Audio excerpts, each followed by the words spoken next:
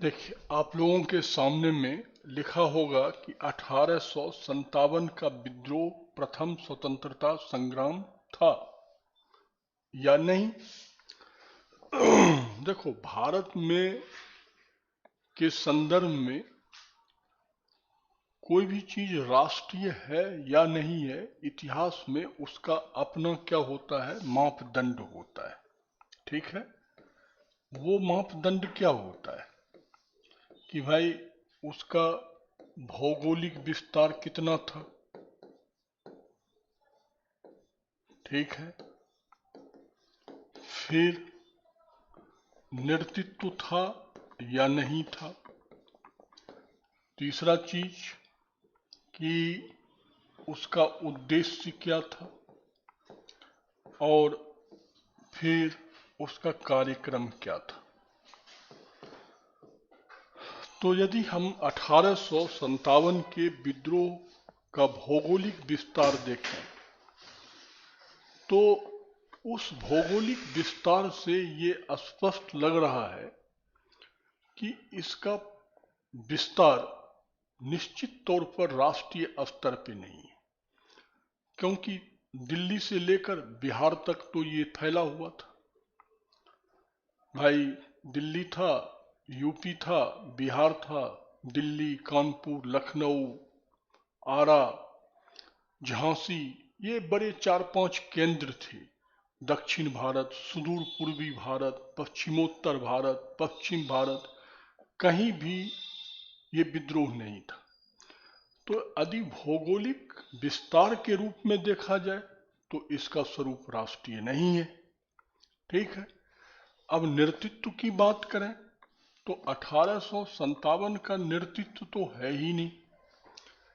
भाई, आप कहोगे कि सर बहादुर शाह जफर थे नहीं। आप सबको पता है कि उन्हें जबरदस्ती बनाया गया था। वो जबरदस्ती मेरठ के विद्रोही सैनिकों ने उन्हें लाल किला के गद्दी पर बैठाकर भारत का सम्राट घोषित कर दिया था। और अन्य जो विद्रोही नेता थे उन्होंने उन्हें नेतृत्व के रूप में स्वीकारा नहीं था। जहां तक कार्यक्रम की बात है तो कोई निर्धारित या निश्चित कार्यक्रम नहीं था। यथार्थ में आप देखोगे कि जिसके मन में जो हुआ उस प्रकार से विद्रोह किया, कोई उसका प्रारूप नहीं था। ठीक है। तो कार्यक्रम भी नहीं था। और सबसे बड़ा चीज होता है उद्देश्य। यदि उद्देश्य के रूप में देखा जाए तो 1857 का विद्रोह पश्चिमगामी था, पीछे की ओर ले जाने वाला था।